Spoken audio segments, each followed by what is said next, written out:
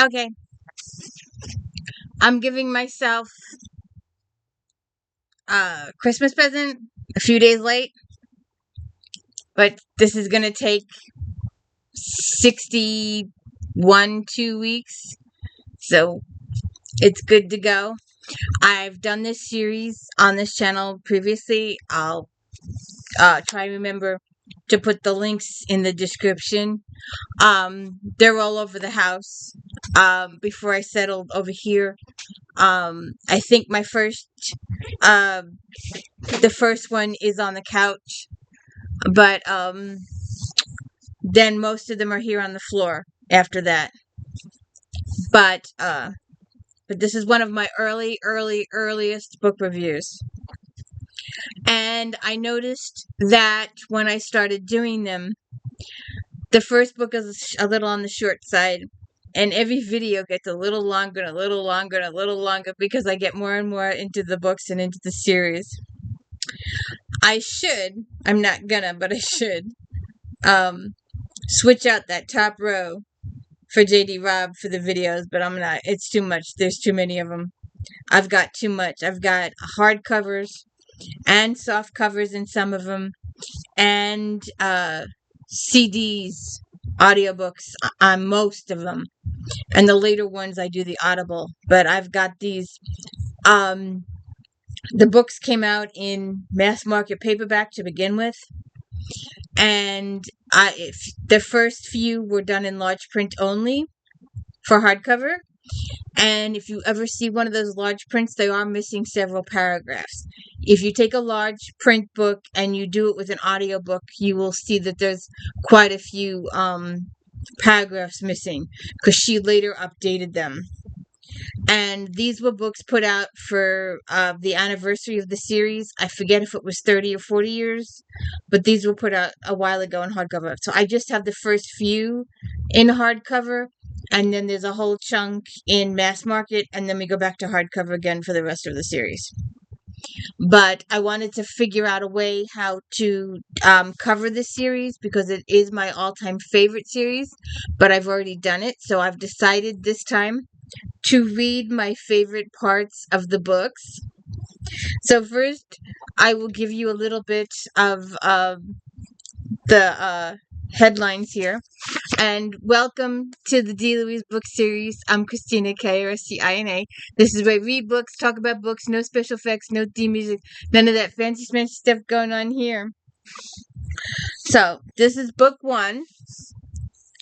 And the flap says, oh, wait a minute, let me go back here. Eve is a lieutenant in the New York City Police and Security Department. And in this book, for the first time, you will meet Sharon DeBlas and her husband, Charles Monroe, who calls Eve Lieutenant Sugar. He is a licensed companion. It is legal in this decade, and they all get licenses and they all get medical checks, and they're called licensed companions. You pay them for an evening out. You meet Captain Ryan Feeney in EDD. He is Eve's old mentor, and he now captains the Electronic Division Department. We also meet Nadine, our Channel 75 reporter. We also meet Commander Whitney, and we meet Dr. Mirror. And we meet Mavis Freestone. And I'm telling you, the paragraphs on Mavis will get old. 50 books later, we're still doing that paragraph on Mavis in every single book. It gets a little old. But, so I decided that now I'm going to go through all the books and read some of my favorite parts. And then I will put the link to my review of the whole book in the description. Because I know some of those older videos, they're from 2 years ago. But I read this entire series once a year, and the fact that I couldn't read it because I was busy doing the series last year, I need my Eve Dallas. I need my Eve Dallas fix. So this is my way of giving me my Eve Dallas fix by reading my favorite parts of the book. So there's been a murder. New York Police Lieutenant Eve Dallas is hunting for a ruthless killer. In more than 10 years on the force, she's seen it all, and she knows that her survival depends on her instincts. Still, she's going against every warning telling her not to get involved with Rourke, the enigmatic Irish billionaire and a suspect in Eve's murder investigation. But passion and seduction have rules of their own, and it's up to Eve to take a chance in the arms of a man she knows nothing about except the addictive hunger of needing his touch. All right, so that's the flap. All right, now.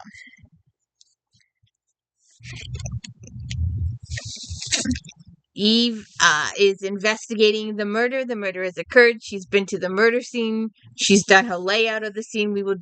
Maybe we'll do one of those because Eve goes out and pictures what happened exactly in the murder. What happened with the murder. It's one of her trademark things that she goes into a murder scene and she goes the murder did blah blah blah blah, and she tells everybody else in the room exactly what happened.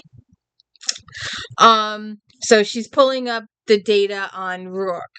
Rourke, no known given name, born 10/6/2023. So Rourke is 3 now. Dublin, Ireland. ID number, just his ID number. Parents unknown. Marital status single. President and CEO of Rourke Industries. Established 2042. Main branches New York, Chicago, blah, blah, blah. List all the different places. Interest in real estate, import, export, shipping, entertainment, manufacturing, pharmaceuticals, transportation. Estimated gross worth $3 billion. And she goes for education, unknown, criminal record, no data. And Eva's like, Mr. Mystery. Then we meet Mavis Freestone. They have video calls are a daily thing on everything is a video chat. You can block video with your phone calls. They also have the auto chef. I want an auto chef.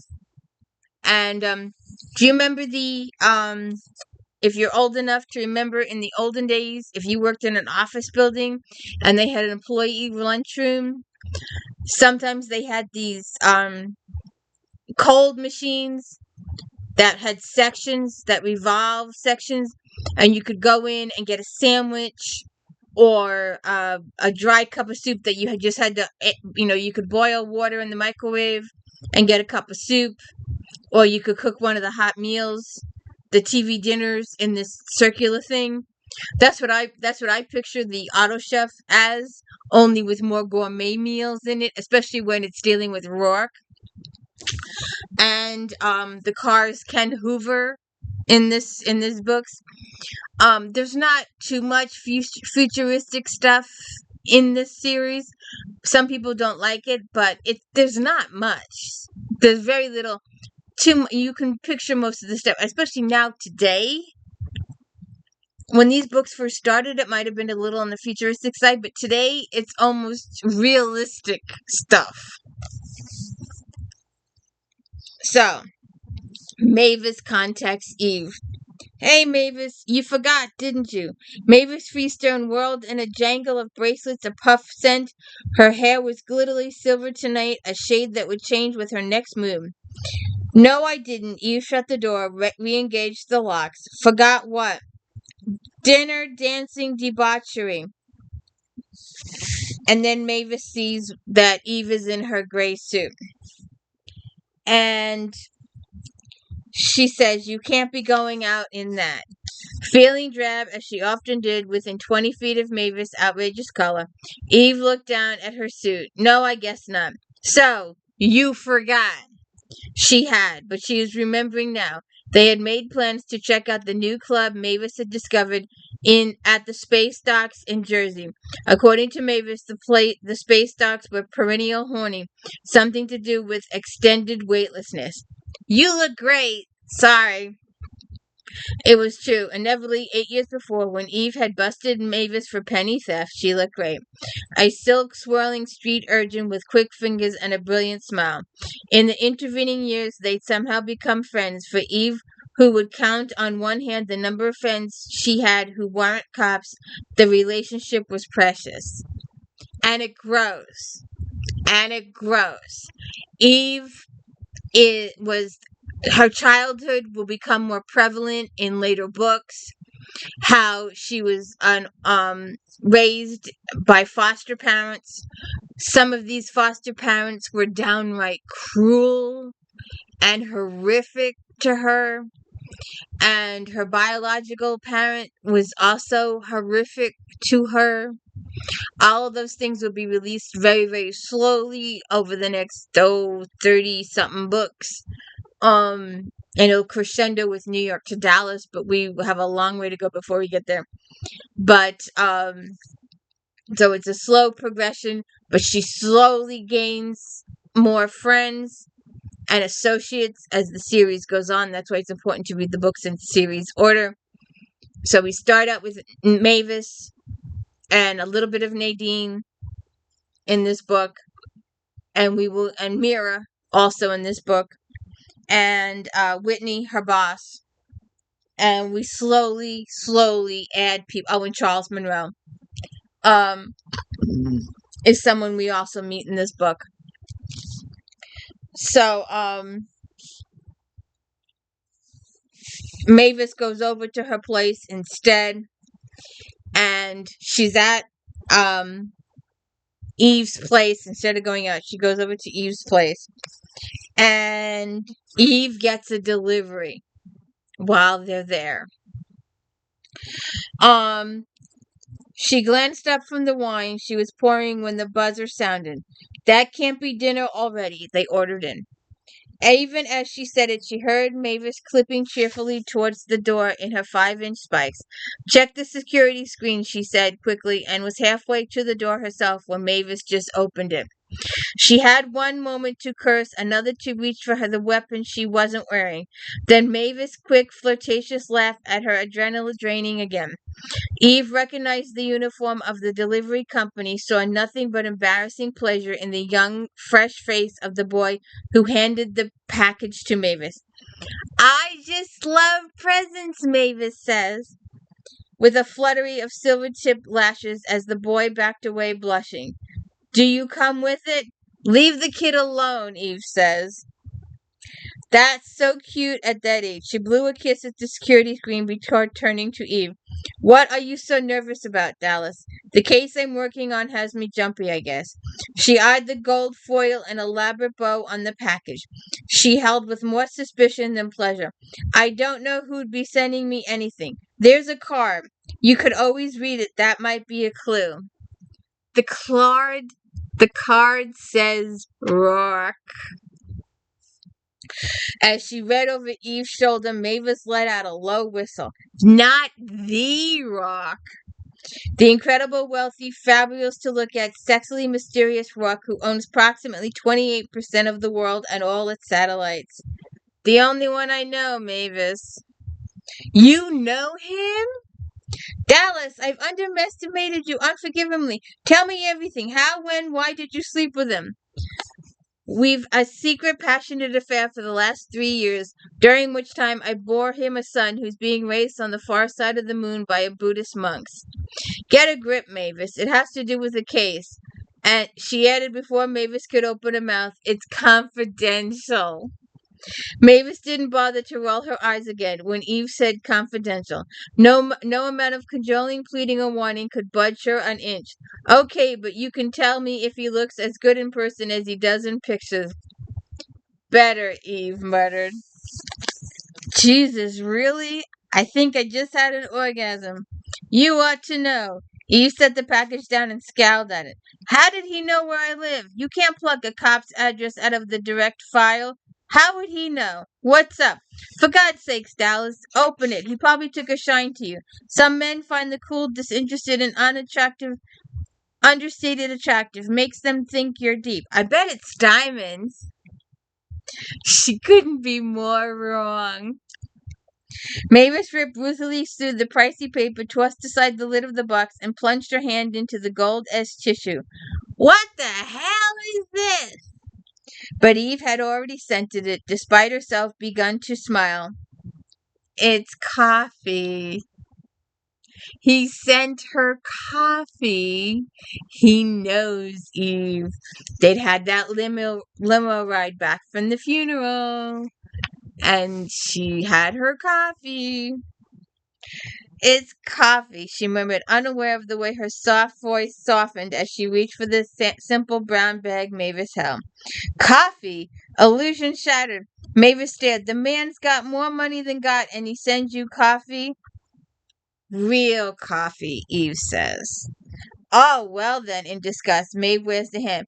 I don't care what the damn stuff costs a pound, Dallas. A woman's lack wants glitter.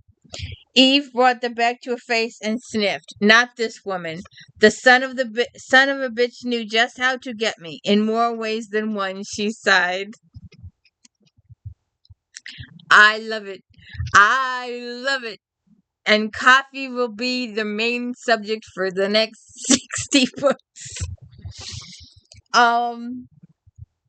So then,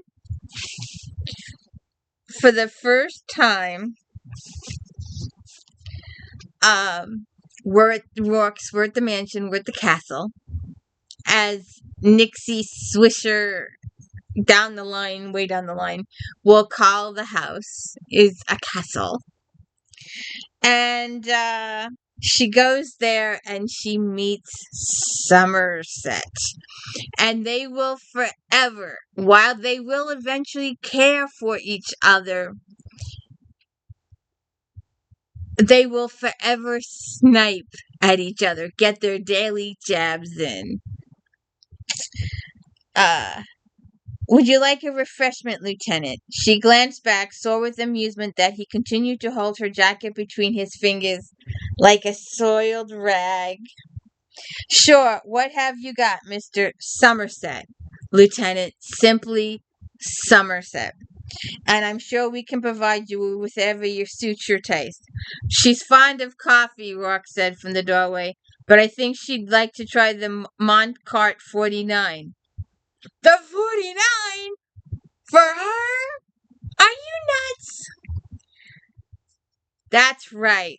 Thank you, Somerset. Sorry I kept you waiting, Rourke began. Then his eyes narrowed, darkened. No problem. Eve said as he crossed to her. I was just, hey. She jerked her chin as he cupped it, but his fingers held firm. Turning her left cheek to the right. Your face is bruised. His voice was cool on this statement, icily so. His eyes, as they flicked over the injury, betrayed nothing. A shuffle over a candy bar. Who won? I did. It was a mistake to come between me and my food. I'll keep that in mind, he says. Eve will get into some scrapes in the next 60 books. Be prepared. And my favorite scene of the book.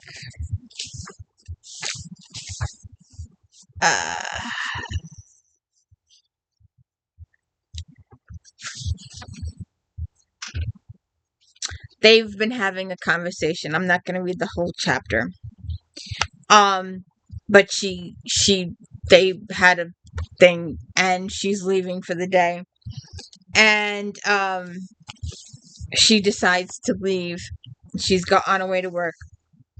And, she stopped at the door, looked back. There he was, a figure in black, surrounded by the cons of violence. Inside the copskin, the woman's heart stuttered. We'll see each other again. She nodded. Count on it. He let her go, knowing Somerset would slip out of some shadow to give her the leather jacket, bid her good night.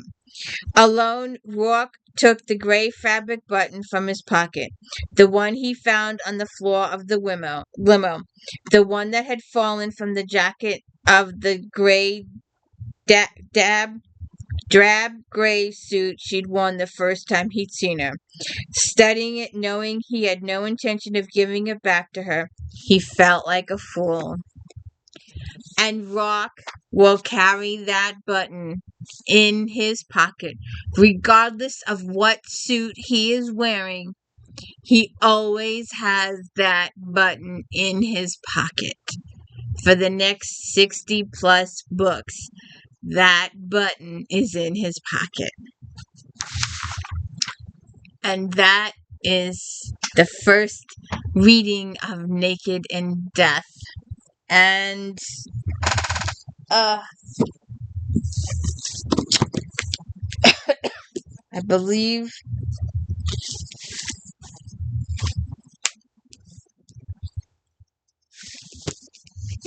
Glory and Death will be next week. And we have Immortal in Death.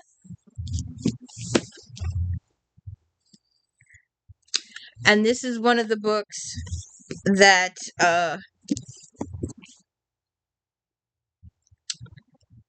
I said that the large print was missing a few chapters. So when you read the book, we read the paperback, because this is missing chapters.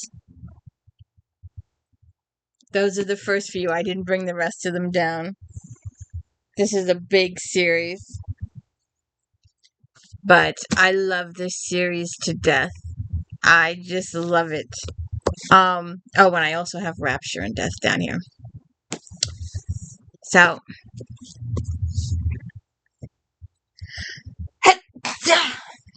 excuse me. So, I hope you will join me next week for Glory and Death. Have a good one. Don't forget to like and subscribe. Thank you.